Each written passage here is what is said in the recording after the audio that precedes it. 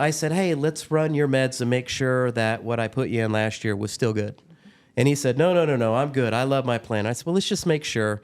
And he didn't have a whole lot of medications, and he was on a very reasonable drug program, and he resisted it. And I was just kind of, let me just make sure. And I jumped on his profile, and I hit go. And all of a sudden, what he was paying like $700 a year for, it was like $3 or $4 grand. Yes. That he was going to have to pay. Mm-hmm. And we all looked at the screen, and I was like, wow, I'm glad I really made you look at this, because if we had not done this, this is what it would have looked like for you in 2024.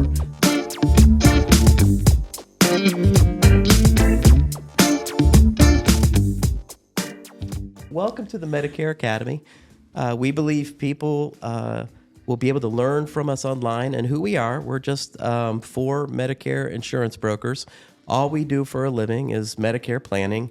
And we thought an interesting way for people to learn about Medicare online was by literally listening to the context of 4 insurance agents. So my name's Jason Byram, and I live in Vandalia, Ohio. We're currently in our Medicare store. And over here we have Erica. I'm Erica Hayes, and I currently live in Centerville, Ohio. I am Scott Wills, and I currently live in Centerville. I'm from Troy, Ohio. Connor. I'm Connor Thornhill. I live in Miamisburg, moved here in '93 from Southern Illinois, the St. Louis area. Love this area here in Miamisburg, Ohio. Represent. So that's who we are. And so I've been doing Medicare planning. I think this is my 21st year of doing it. And Erica, how long have you been? 10 months in a couple days. It'll be 10 months. So brand new. What did you think the very first time you saw this is what you think you're going to do for a living, this Medicare opportunity? What went through your mind? I will say I was a little scared because I've never done sales of any sort, so I was a little intimidated. But Jason was very honest as to how hard we work. He was very honest as to what to expect. And anytime I start getting a little discouraged, I remember that.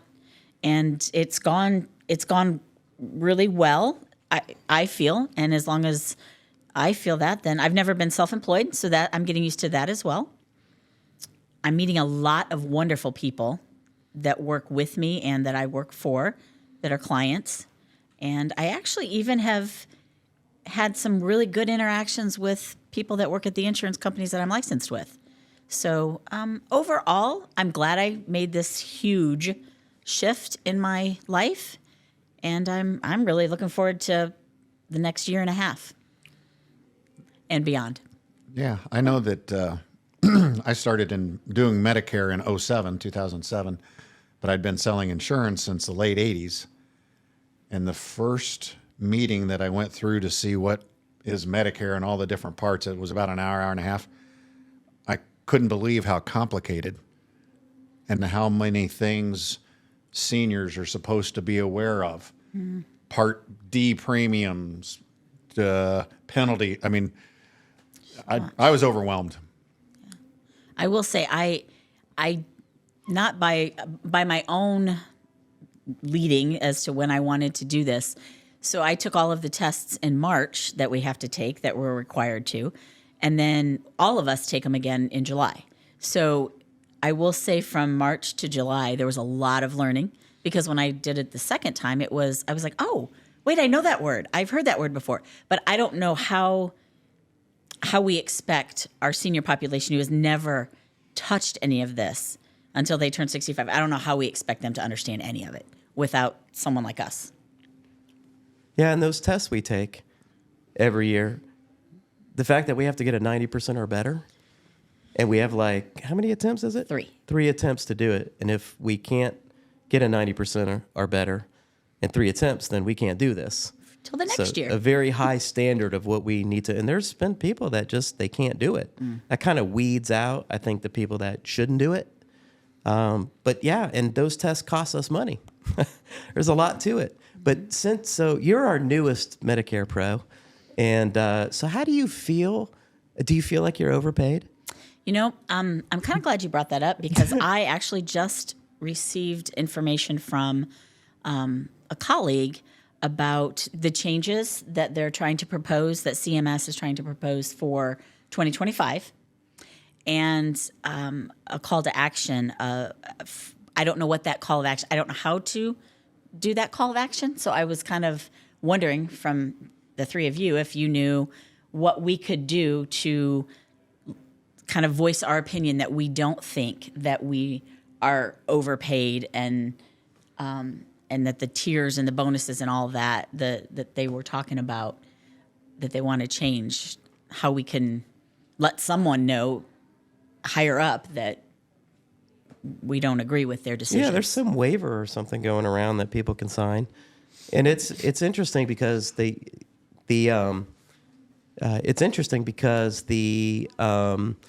insurance companies pay us exactly the same.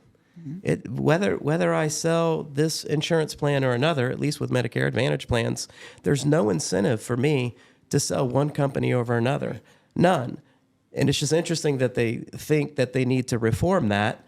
And I read it and I was like, well, it's already been reformed. So I think what they're talking about are like we get paid like $50 with some insurance companies to do the health risk assessment. And with others, it may be $100. And maybe it's ambiguous, this new policy. But I think that's what they're talking about is those incentives for the health risk assessment. That would be one of them. And co-op dollars, because insurance companies will give a brokerage a certain amount of money. And in return, you say, well, I'll try and sell 20 of those plans. And you have to spend the money on marketing. So they might want to mess with that. But that's not commissions to us. What is a health risk assessment, and what is the value to the consumer for taking it? I don't know.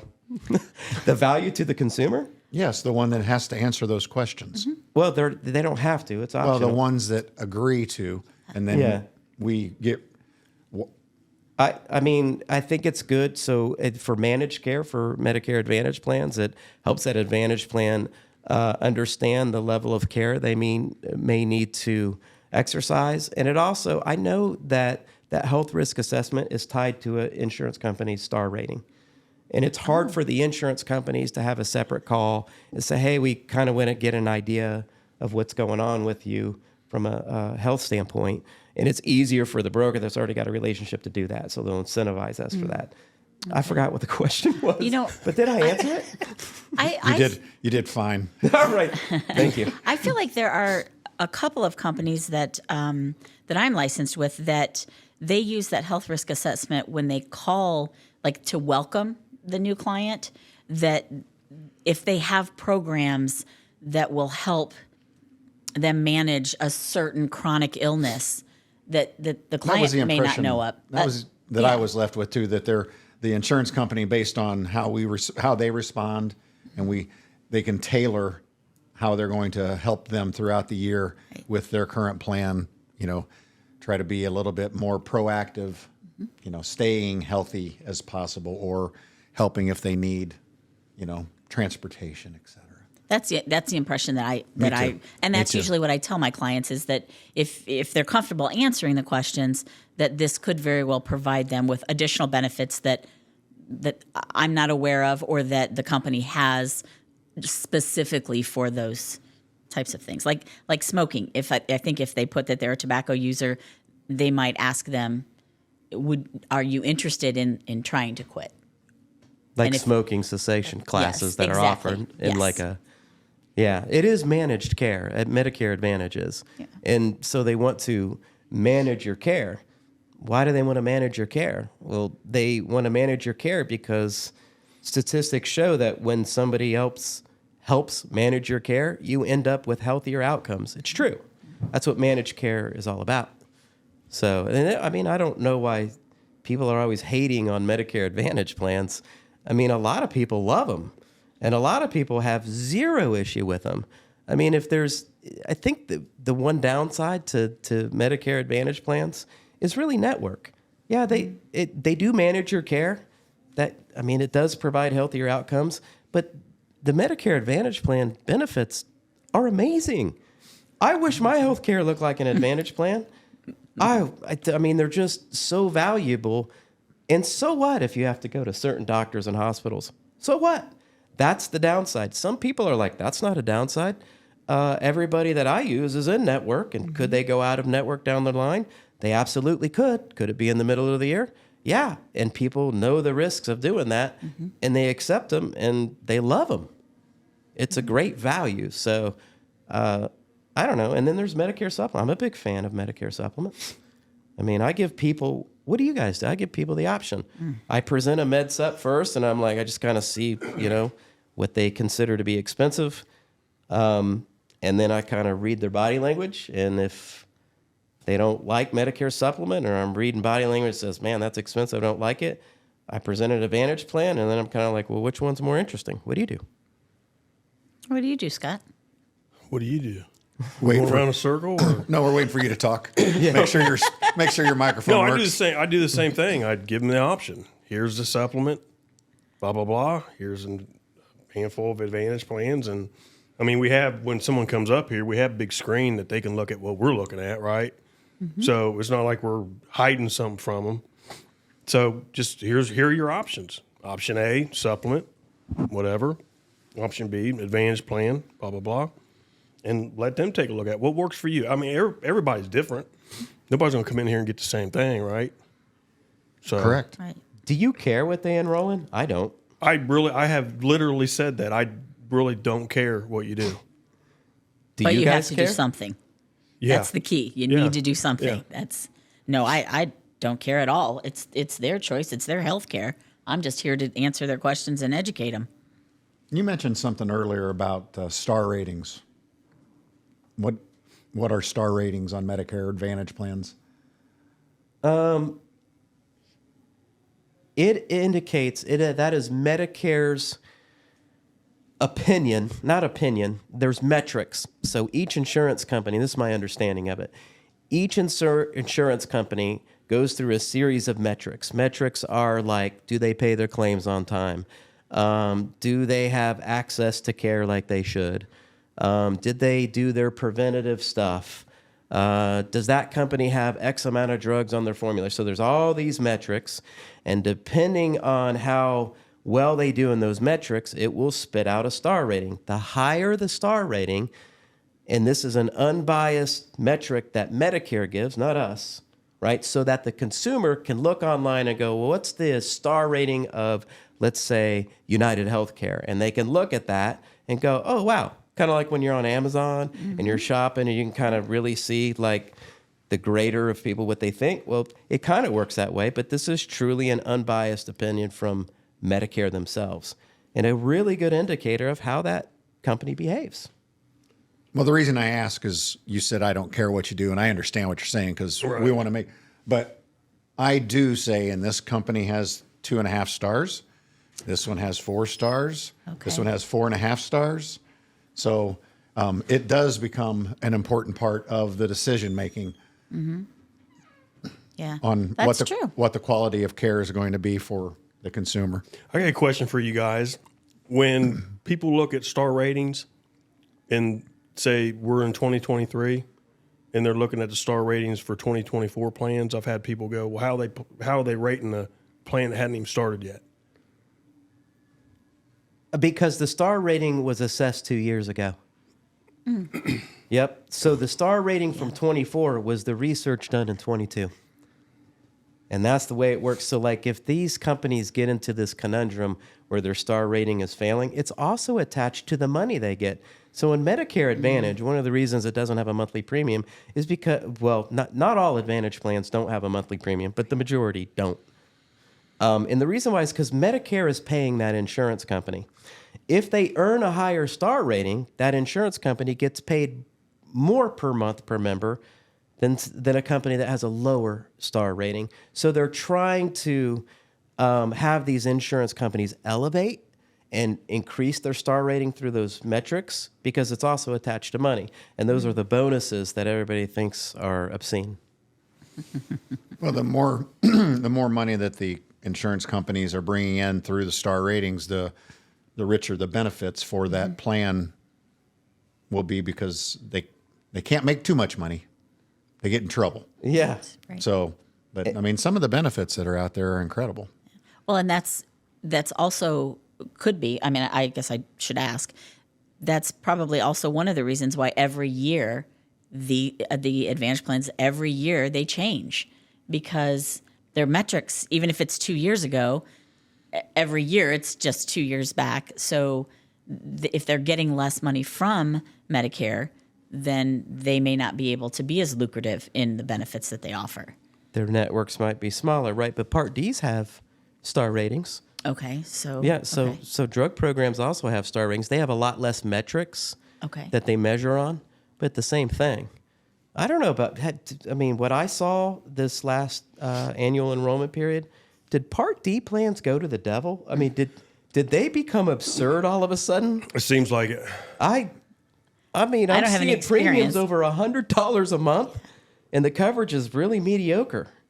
I mean, and I saw a Part D plan this year that didn't have a monthly premium, which is interesting. First time I've seen that. But when I pull a drug list in, let's say I have like 10 drugs on that list, and I put it through our software, and if I'm quoting a Part D, normally,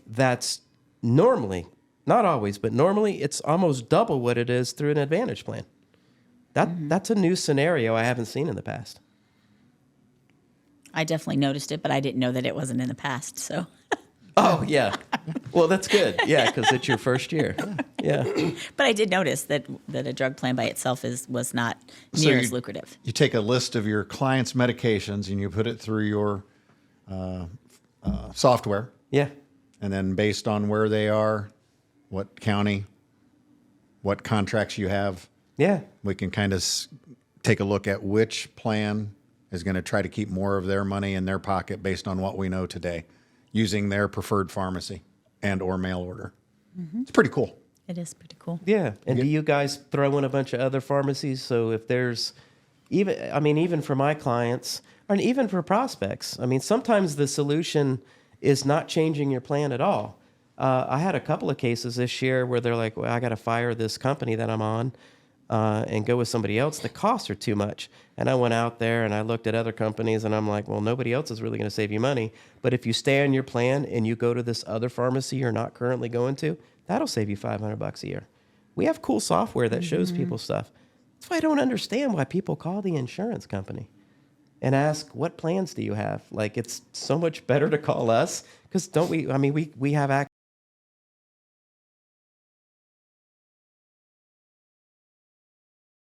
Or are these people getting called? There are companies out there and insurance agents, and you guys know it, they won't run your medicines. They will not run your prescriptions. I can't. And that's believe, happening more often than not. So when you call a toll-free number, or people call numbers, or someone calls them, they're trying to get you in a plan. They're going the easiest way possible. Yeah, I've heard that several times. When you call a 1-800 number as a Medicare prospect, there is one goal in mind. They want to sell you something. But normally, if you're calling an 800 number, like a general number, it's not like an advertisement from an insurance company.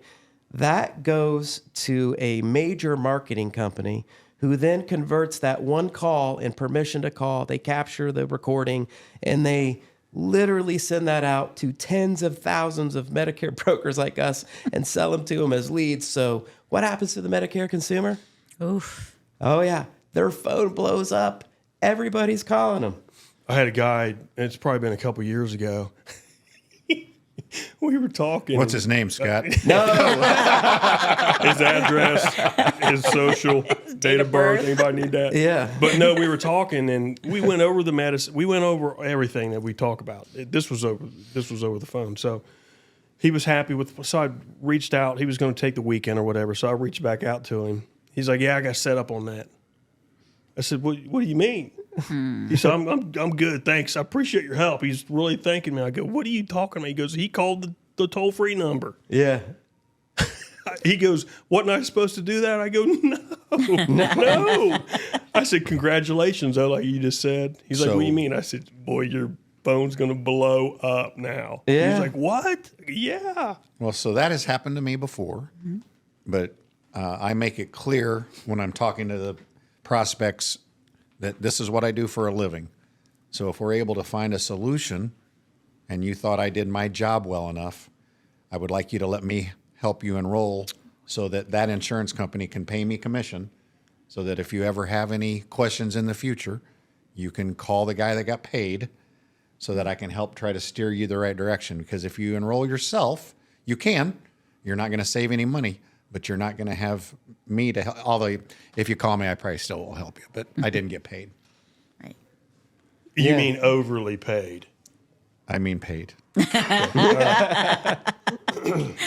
I know. I think one of the things I observed with Connor with being here was, he's very forthright with, I'm a Medicare insurance agent. I get paid a commission, because people are always asking, like, how do you guys get paid? And how come this doesn't cost me to come in here and you guys help me with a whole bunch of stuff? How come you don't charge me for that service?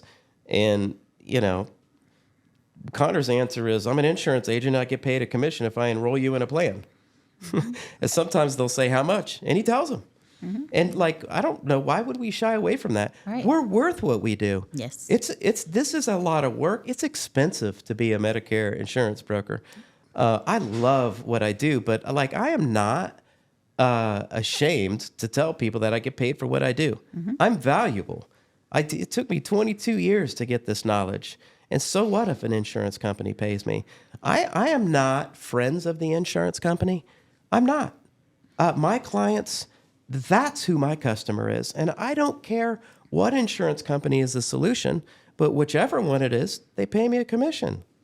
I'm not shying from that. And you kind of taught me that. Yeah, well, thanks. But I want my clients to have as much knowledge as possible, because a knowledgeable customer member we're going to get along really well. We're going to get along really well. We're going to understand, here's why that happened, and here's how we can help avoid that or skip it next time. But it makes it better for everyone involved. Well, I'm sure you listen too. Like when you meet somebody, you're not just trying to put them on a plan. You listen. Like, what do you want? Yeah, I What do. do you need? You listen. A lot of people out there, they don't listen. So yeah, I've had people look at me and kind of give me side eye, like, how are you getting paid? And, this is how it is. Well, I want to make sure you get paid. That's a good feeling when somebody looks at you and says, I want to make sure you get paid. Absolutely. Yeah. Yeah. When I do the scope of appointment, which we can talk about if we want, but that's where I usually mention, that says right there that I do not work for Medicare. I do not work for Social Security. I do not work for CMS. I am an insurance person. I might, if I do my job and you like me, get paid commission. That's right. But if you don't like me, I'll find someone within the Medicare Resource Center that you can work with, because I need you to have someone that you're comfortable with. Yeah. Because not everybody likes me, Scott. I know you don't believe it. I don't believe that. Everybody loves you. Everyone. I love you, but you definitely Yes. are an acquired taste, Yeah. I love our group of people we work with. This is so much fun to do. I can't, it's not that we have to do this, we get to do it, Like that. Brings me joy to help people every day. It But does. Yes, I was on the Kaiser Family Foundation website this morning and looking at some stats on Medicare. And do you know that I wish I could remember the term for this. This is like a landmark year for baby boomers, because the 10,000 a day that we're turning 65, that's been happening for a number of years. This year, it will be 12,000 a day.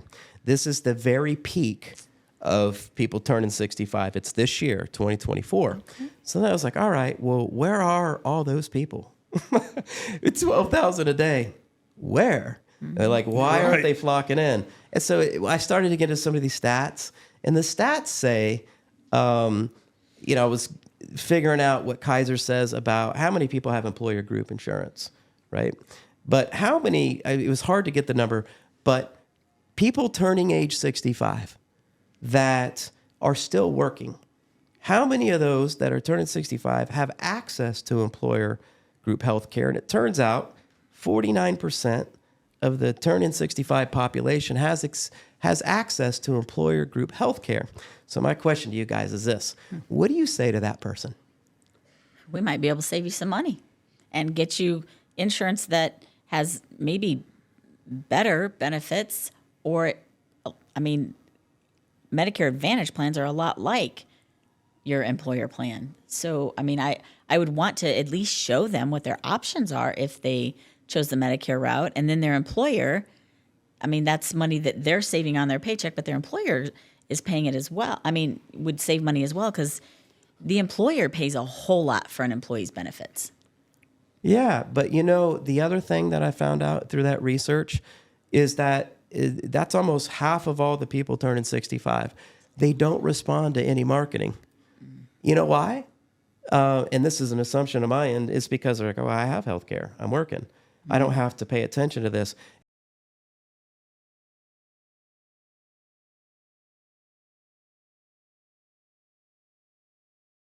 What they're paying out of their paycheck, and what does that employer plan look like, and how much is the owner of the company also paying for that? And if that got brought into the situation, like if we could just get through to them and just say, hey, like most people for like $174 can pick up Medicare Part A. You've already worked long enough for it, as long as you had 10 years of paying Medicare tax. But like for $174 a month, you can get Medicare Part B. And then you can start looking at an Advantage plan. I've not seen an employer group plan that looks anything comparable to a Medicare Advantage plan. I haven't seen one that looks as good as an Advantage plan. Employer group plans, they're network-based, almost all of them, and they're more expensive and the benefits aren't as good. And the challenge is, how do you reach the 49% that don't respond to marketing that are in that situation? Well, I think another challenge is, do they have a spouse that's covered as well that's not 65 yet? That's true. Because the employer, typically the employer won't insure the spouse without insuring the employee. True. Yeah, I don't think there's a scenario. I haven't seen one that does. There might be one or two out there, maybe. Small family-owned companies. Oh, maybe. Oh, yes, yeah, maybe. so Yes. they would do it. Yeah. Well, it's a trend. It's that thinking. It goes back. Oh, you want to say old school or older people that, you could start at a company at 18 and work 30 years and retire. You can't do that anymore, right? I mean, very rarely. So people always looked at their benefit package with their employer as it's just always, that's the best. Mm-hmm. So they just year after year after year, I have the best. I have the best. No one's telling them they don't. No one at work is saying that. So. Yeah. I think that's a good question. How do you talk to these people? That? Connor, I know you'd probably shake them by the neck and say, yeah, I'm tough that way. Yeah. Well, they have to want to hear it. And often they don't. They don't want to hear it. They have been working at that place for however long. They almost feel like it's insulting to them, like you're saying, hey, man, you know what I mean? Well, they don't. I mean, it's insurance. It's boring. It's awful. It is. What? I know what you're talking about. I'm like, holy. Yeah, exactly. It's not any more exciting for us. I mean, it is a boring topic. But no, if you're working and you have your employer plan, it's what you're comfortable with. It's what you know. You need to go to your grandkids' soccer games. How long is this going to take to look at what my options might be? Scott, how long? Connor, it's going to take about 2 days. Oh, no. Okay. No, and then it comes out of their check every week or every 2 weeks. But hopefully someone can make an appointment with you. Here's my employer plan. I'm 65. I would hope within an hour you can dissect what they have. You can tell them what their options are, and we can decide, do we want to do something now or do we want to do something in the future? I don't want to work with you for 2 days on this project. Okay. No. See, okay, this is what I would say to you. If you contacted me and wanted to talk about it, and you asked me, how long is this going to take? I'd say, well, how long you want to talk? Okay. I can talk. I like to talk too. But, my answer is never more than an hour. If something, I'm telling you, if something's more than an hour, something's gone very wrong, or you and I are having a lot of fun. Yeah. That's what I'm getting at. It's not always fun because I do the hour. Like I've been doing it long enough that I'm like, yeah, I'm about an hour. And sometimes it's because we're having fun. And it's sometimes because I got a belligerent prospect or their medical profile is so overwhelmingly complicated. It takes more research than what I can do. in the course of an hour. But it's not always fun. But I have fun in my appointments. Well, yeah. But if it's more than an hour, we're having real fun. Yeah. what I'm saying. Okay. Yeah. Yeah. But Yeah. so your Connecture, which is your It's not software, mine, but it's yeah. for those kind of complicated people, you can have them send you that information before you're with them. So Yeah. you can do like, your doctors. Tell us about your stuff before you get here so we can have a more ninja approach. So, I mean, it's pretty cool when they send you the information in and you have a pretty good idea. Here's our game plan. That Yeah. can help expedite those meetings. I always try and get their medications and doctor profile and kind of get a basic profile of people in advance of the appointment, but not everybody will give it to me. Mm-hmm. Some people they won't do it, but it really does help us. When I have days in advance of the appointment, a full profile, that appointment goes way quicker and there's way less likelihood that we're going to make a mistake. I mean, you have a really good understanding of them before you ever meet them in person. Do you always get their stuff in advance? If they'll give it to me, I always ask. But what I have found is, well, number one, for those of us that are a little newer, about an hour and a half is what it takes me. But I'm just apparently, I will get better as Your time clients goes on. might like that. I don't know if they, but for me, if they're not willing to give it to me ahead of time, what I am finding out is that they just need educate. They just are coming to me for education. They usually walk away. I don't usually close a sale if I can't get that information ahead of time because they don't want to give it to me. They really aren't serious yet about, because I always tell them, if I have this, the appointment will go much smoother and it'll go much quicker and more efficient. We'll be more efficient when we're together. And if they still won't give it to me, they usually come and I answer their questions and then So they're tire kickers? sure, if that's the sales term for it, sure, yes. Yeah. Yes. It is in the car business. Okay. That Yeah. makes sense.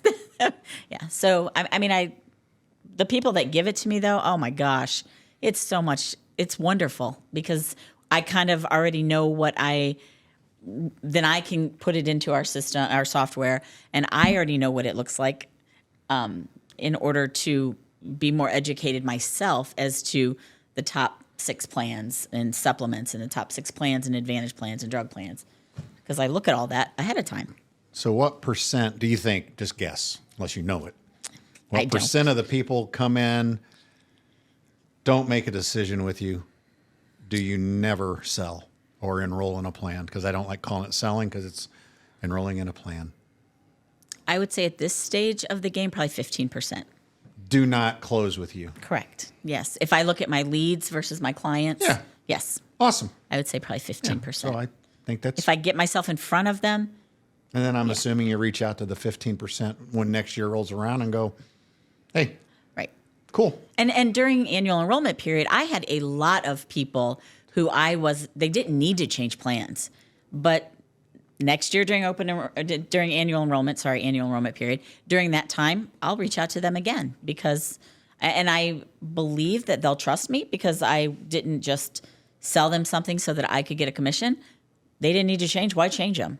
So I think those people will be more trustworthy of me next year. And if they need to change, they need to change. If they don't, they don't. Is that October 15th through December 7th? Is that what that? Yes, and Is it's that annual, not annual open. Annual election period? Yes, annual Yeah. election. No, if I review someone, then I said I wouldn't change. But if you're friends, other people, if you're having coffee, and have them give me a call if you think I did a decent job. Yeah. So I get a lot of referrals that way.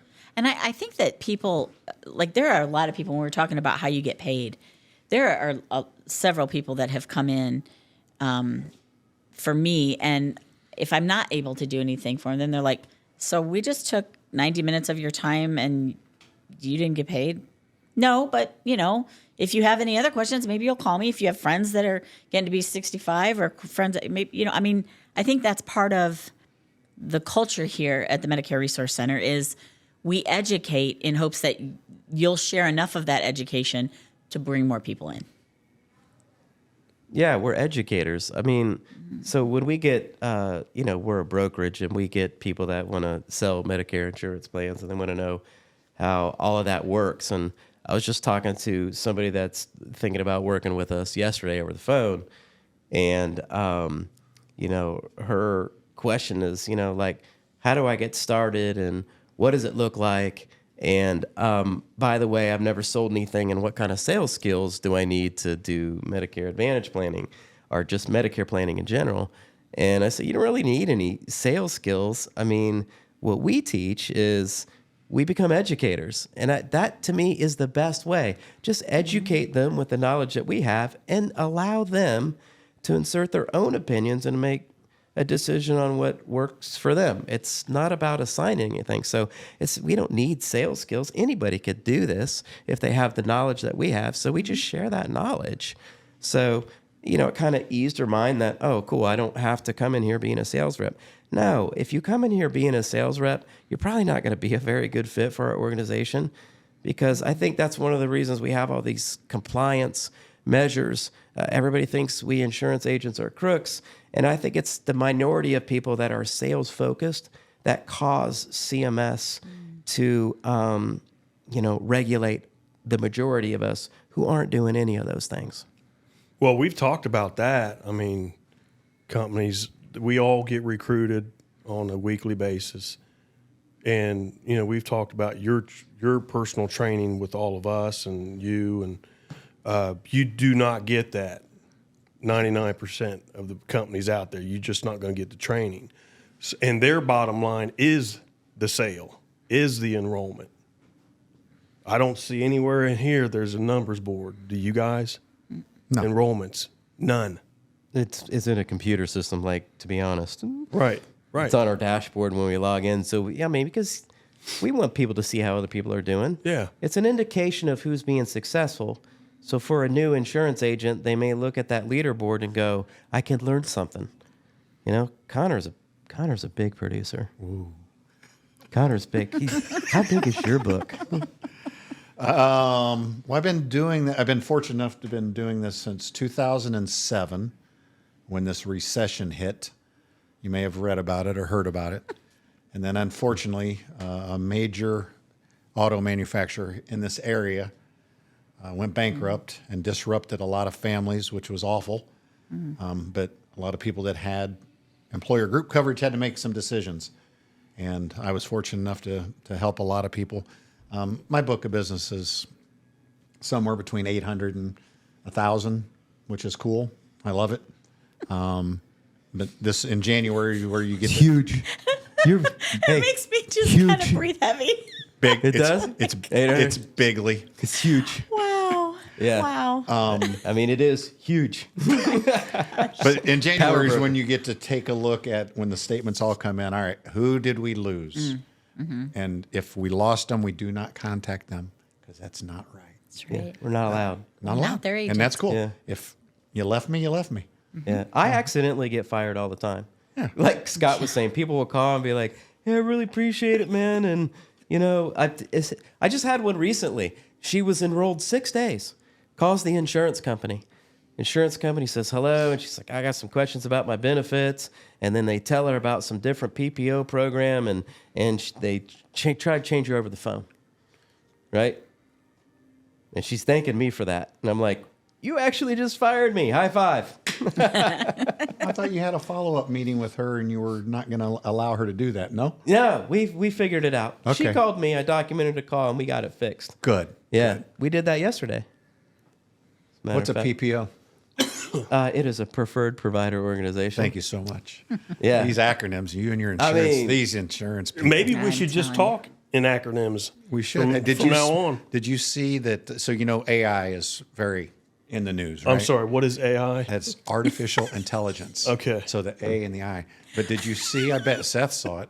Seth, did you see the Tropicana this week on their, thank you very much. I knew he did. So Tropicana, orange juice provider, they have some of their labels. Currently, they're dropping the A and the I in Tropicana to let the consumer know it is real orange juice.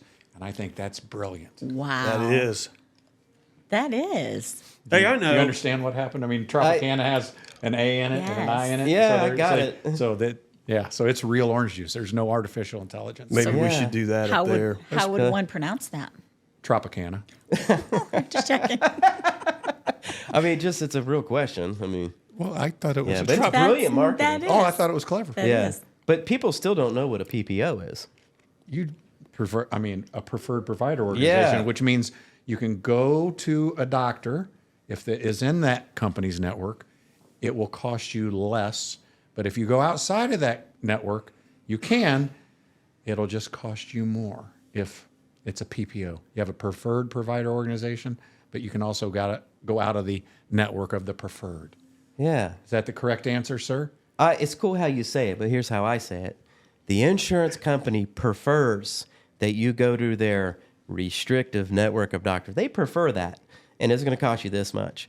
But if you want to go to that doctor that they prefer you not to go to, they're going to usually charge you more than what Medicare would charge you to do that. I don't have a lot of clients in PPOs. I normally can find an HMO, at least in our area. Yeah. Like this area, I mean, we have the insurance companies that have big fat networks. The HMOs are more valuable. I mean, looking at a PPO, their benefits are different and they're generally not as good. Generally. Depends on the area, but I have very few in a PPO. Do you? I have very few. I mean, compared to Connor, I just have very few in general. Well, you're just getting On started. anything. I mean, I've been- that number, I understand. I've been It's- doing Medicare, it's Yes. approaching 20 years. Yeah, that's And you've been doing it 10 months. that's amazing. I mean, like just to I know, to I don't look think that of that, like it just it makes me makes my heart just beat fast because I mean, maybe in almost 20 years, if I'm still on super this good deal. side, if I'm still on this There's side, no maybe. I could just that just seems So what about amazing. So the HMO, which is a health maintenance organization, which is a network based, what about if they travel? I mean, can they go, like your customers, like if they go to Louisiana for a month? Yeah, they can go. Depending on the insurance company, they may get harassed mildly for it. Some insurance companies have national networks that, all Medicare Advantage plans, cover emergencies and urgent cares. They got worldwide coverage. They have to. That's one of their core benefits.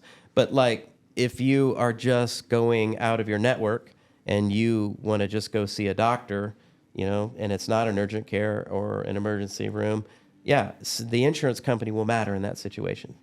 Did I answer the question? Sure. Yeah, I think so. And I think that that's important when you're doing your fact finding with your consumer. Do you like to travel? Do you, vacation often? Those kind of things. It kind of can help make some decisions. What do we do with the folks that are the Snowbirds and spend 6 months south and 6 months here? Is there an Advantage plan option for them? There are several that are very good. Yeah, but so for me, when somebody says if they tell me in the discovery phase that they're a snowbird and they're going somewhere and living for 6 months, and the word is living, not traveling, I really try and say, as an advisor, MedSup is probably more appropriate for you, right? Mm-hmm. That's what I do as a professional. I urge them that that's going to be a better fit. Are there Advantage plans that they can still do that? Yeah, sure. Mm-hmm. But it is a little complicated. It can be a little complicated. Yeah. Depending on the insurance company. Right, yeah. There's We have a couple. There's a couple this that are year, very good at it. especially, yes. They're getting way better than they were. correct. Yeah. You got your little phone app. You got the company. You go, here's the county I'm going to be in down in Sarasota. Mm-hmm. Here's the network. Knowledge is kind of cool. Yeah. Yep. All right, so got a question for you guys. When people come and talk to us, see us or whatever, they seem to be ran through the ringer. Is that how you say it? Going through the ringer? Sure. No, seriously. Say it. Oh yeah, because they like walk in our store and they look. Yeah, I mean, like rode hard and put they're up like wet. defeated, right? Yeah. They're aggravated, right? Yeah, you could see it in their face. Yeah. They're so discouraged. Defensive. So and especially during AEP, we I don't know if we are, but it's kind of negative. It's like, I got to do this, and they're getting bombarded, pounded. So what we talk about is helping people. So I got a couple stories that are like good stories from meeting clients and dealing with clients that you'll remember that client and what you did for them or their conversation for a long time. The good stuff instead of, I got to do this, I got to do that. You know what I mean? Mm-hmm. Any good stories you want to share, or a story from a client that you really helped out and you guys are best buddies and get matching jackets now? Besides me. Well, and I mean, yours fits a lot better. So, Right. so I can help answer the question better. Why don't you give me an example of one of your customers? Oh, okay, I will. So, I think it was a couple of years ago. I had this customer. I met her at her house, walked her through a DSNP. What's a DSNP? That would be dual special needs plan for both Medicare and Medicaid eligibility. Bingo. Nailed it. So walked her through it. We walked through her benefits and all this stuff. And she still, when I left, she was very, very happy. Had no clue it existed. Had no clue she could get this, okay? So walked her through it, and we left. And she stayed in touch with me. She'd have questions here or there about what she said. This is stupid, Scott, but I want to ask you. So one day, it was a Saturday. And I'm like, man, I'm not answering my phone on a Saturday. I had my son was at the house. So something told me to pick up the phone. So I answered the phone. It was her. You want me to say her Was full it one of name the voices too? in your head? Yeah, I sort of do want you. you did. I'll tell you later. But anyways, she just seemed off in the conversation. I wasn't understanding what she wanted. I'm like, so-and-so, what's going on? She started telling me about how she wanted to kill herself. Oh. So we're talking about this, and I'm like, mental health is like it's personal to me. It's just something, I'm a big proponent of it and all that stuff. But Yeah, we thought there might be something going on with you. there We weren't, is. There's a lot. Like, So we sorry, get to sorry. talking. That was rude. And it's funny. So I'm talking her off this literal ledge. So, anyways, and she's serious. I mean, she starts crying and everything. So I pull up her plan, and she had one of her benefits was mental health call. Like she got like 60 a year. So she immediately got off the phone and called, and she was good to go after that. So it was a good story. That's awesome. That's a great story. Yeah. Yeah, so if you guys will make fun of me, go ahead. No, but that's We were making fun of Jason, not you. Yeah. Oh, you were? We were. But I thought didn't know how in depth it was, like the mental health stuff. Because when we go through the stuff with a plan, the benefits, there's some stuff where you just kind of go through and blah blah blah. But for some reason, that stuck to me, and it ended up helping Probably her, like saving her life. seriously, like majorly helping this woman. That reminds amazing. me of something, though, because when you were talking about the CMS proposed changes that, part of that's marketing, but part of it's mental health care and how they're going to expand mental health care benefits to people on Medicare. So I don't know what that means or looks like, but that's one of the areas of focus. So it's funny. My wife is a mental health care therapist. And, during the COVID years, the big push for these nurses and first responders, and all of a sudden, if you were a nurse, you were getting paid almost double. Everybody in the organization, like as a nurse and somebody delivering medical health care, ended up with big pay raises, but the mental health care therapists literally weren't viewed as part of somebody that would help. But the caseload for her went up significantly after COVID. There's a lot of people hurting. So when it comes to us and being able to fit them with some mental health care services, that's a blessing to people. Right. Absolutely, Absolutely. yeah. That's huge. But the question was, who did we see walk in that was rode hard and put up wet? That's how I thought the question was. That is true. Yeah. Well, she's on a ledge. Yeah. Well, no, I'm not invalidating her that off. the person that wanted to kill herself wasn't in that situation, but I was just restating the question. Yeah. Anybody else have a story? And Well, I would probably say in that scenario, like, why does it appear that you're through a ringer. What has been the problem? Let's try to make this easy. Let's figure out what's aggravating you. What are we looking for? I bet we can find a resolution. Can I get you a water while I'm up? And I'll go get them a glass or bottle of water. Yeah. Glacier mist. Yes. Thirst quenching. What about you, Erica? For me, I think that the couple of folks that have come in when I'm here at my shift, they're frustrated because they're confused because they feel like they've seen stuff on TV that says you can have all these wonderful things, and then they come in and they don't qualify for them because they're not a DSNP, or they don't qualify for these things that they're seeing on TV where they pay your rent and your groceries and all this. And I think that it's one of those things where once you explain it to them, I think just being kind-hearted is, you can pretty much talk somebody down just by being kind and being honest. And we kind of talked about that before where, being new, I'm pretty transparent, especially when I come up against something that I don't know, but they appreciate me saying, I don't know, let me get back with you. And I just think that the people that come in here, I will say the ones that wander in the store, from my experience, they are the ones that are like, it's either a time crunch or they are so confused because they've been told so many things by so many different people. Their friends, the TV, their family, So I do think that when they come in here. So I come in, I got a time crunch, and I'm confused. What are you going to do, Erica? First, I'm going to get a scope. Okay. Because yes. That's very compliant. Yes. Okay. Thank you. Okay. Thank you. And then I'm going to just kind of go over the basics with them. I'm going to ask them if they currently have anything, if they have their red, white, and blue Medicare card.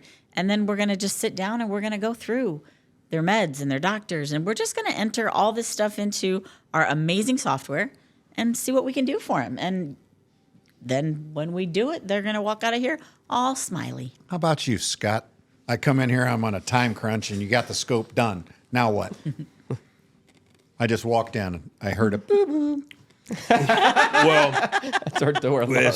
it's a great sound. I love it, especially when you walk through it about 10 times when I'm in here. So that's great.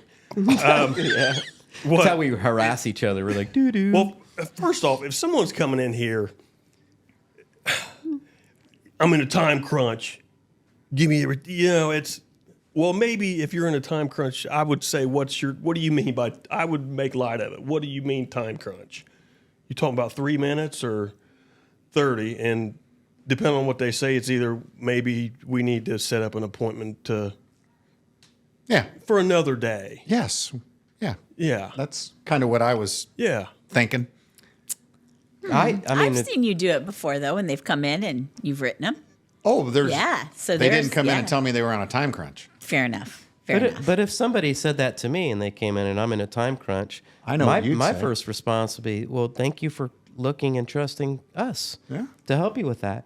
We will absolutely accommodate you. We understand time crunches. The annual enrollment period is like 54 days long. It's a time crunch for us too. Like guys that have like 10 million people in their book of business like Connor does. He's got 54 days to manage all of those clients, right? Yeah. Yeah, that's a lot of work. It's hard. A lot of work.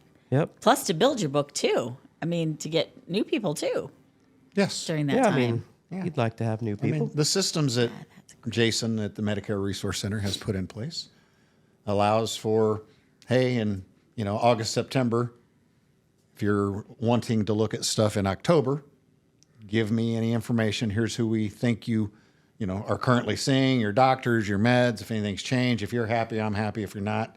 And so we're not allowed to make changes until the 15th of October. But on the 1st of October, I certainly had a ton of phone call appointments, Zoom appointments, people coming into the office appointments. So we knew when the 15th hit, we knew what we wanted to do, if anything. So it made everyone's time work better. Just as somebody who looks at that book of business and gasps, about what percentage would you say, that was awesome, that's exactly right. What percentage would you say by the 15th of October of your current, what was your current book, had you reached out to before, like by the 15th of October? Well, if I have their correct address, all of them. If I have their correct email address, all of them. If the postcards don't get mailed out for whatever reason in 2023, then they didn't receive a postcard. Yeah. I had something to do. But I apologize. But no, that's fine. So, but, yeah, so I mean, I'm not going to call the people that I have people that I've had on the books since '07 that are still alive, still with me. I love them. It's fun. The worst part of my job is when one of them decides to die because it stinks. Because I really enjoy, getting to know these people. But there's a very small handful, but they know they're going to contact me. Connor, and then I have a group of ladies. We meet at one of the local Marions. And It's pizza. it is. It's good pizza. Good It pizza. is. I didn't know how to say that word. Piazza. Thank you. Piazza. Oh, Yes. That's here And locally it's- correct. And that's just what we do. We have I get to buy them a soda, can't buy them food, but we sit there, we have a round table like this with, usually about 7, 8 of the women, and we all just say, hey, buddy, blah, blah, blah, blah, blah. And at the end of it, we make decisions on what we think we want to do. They don't all have the same plans because everybody's needs are different, but I enjoy that. That's neat. It is. How you do that. do you What- remember that couple? Oh, No, you go ahead. all right. Okay. Thank you. I'm probably talking more than you. I apologize. But this had to do with your question about the road hard, put up wet people walking in. Yeah, I'm still, yeah, okay. Yeah. But these people don't fit that description. But I think I was with you. When we did an appointment together, there was the couple that didn't, there's husband and wife and something weird, and they wanted to talk to me, but they were scheduled with you. And wasn't that you? And we sat down at the table and we really addressed her plan, fit her with something. And then for him, he was my client. Yes. He was already my client. He just had a drug program. And I said, hey, let's run your meds to make sure that what I put you in last year was still good. And he said, no, I'm good. I love my plan. I said, well, let's just make sure. And he didn't have a whole lot of medications, and he was on a very reasonable drug program, and he resisted it. And I was just kind of, let me just make sure. And I jumped on his profile, and I hit go. And all of a sudden, what he was paying like $700 a year for, it was like $3 or $4 grand Yes. that he was going to have to pay. And we all looked at the screen, and I was like, wow, I'm glad I really made you look at this, because if we had not done this, this is what it would have looked like for you in 2024. And then we looked and we switched his plan to something that was even less money Less out than of pocket per year than what he was on in 2023. So all that was true, right? You were Yes, the one that I was. Okay. Yes, Yeah. Yes, we were here. We were Okay. right out there. So do you make more money when you change his plan? I don't make any money when I switch a plan. That's Yeah, there's right. no incentive to Nope. switch. Yeah.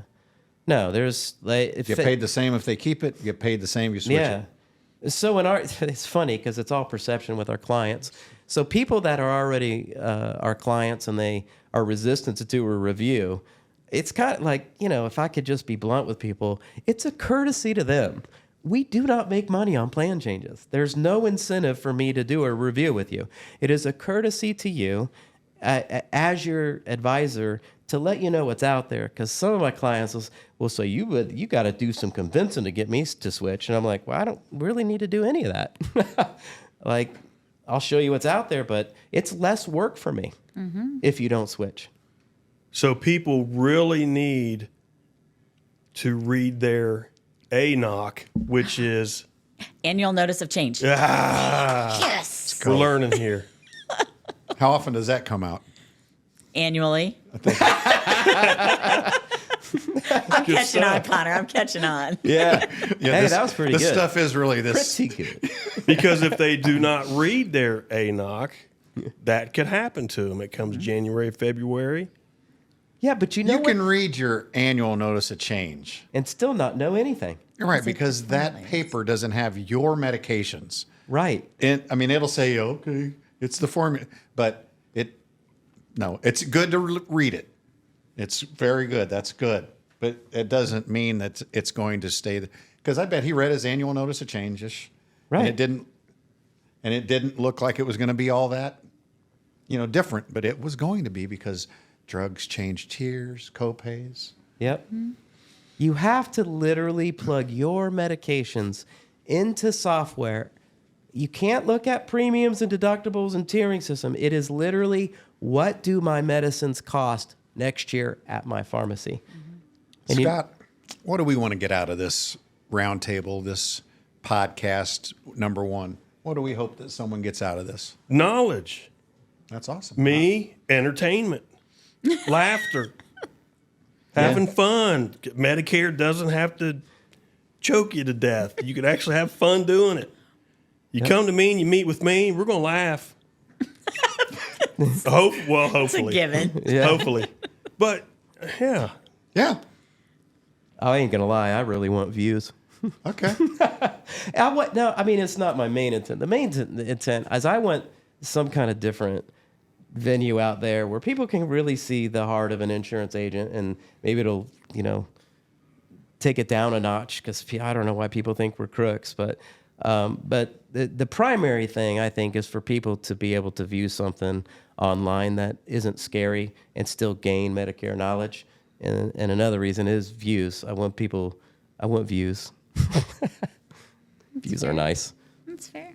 Well, maybe next week I'll give you my views. And Oh, you like it. Thanks for liking the video today, by the way. I want some free Powerade Zero. And I want some free Diet Coke. And some glacier mist. There you go. Glacier Mist. Yep. we go. Thirstful. It is thirstful. Happy Friday. Happy Friday, everybody. Happy Friday.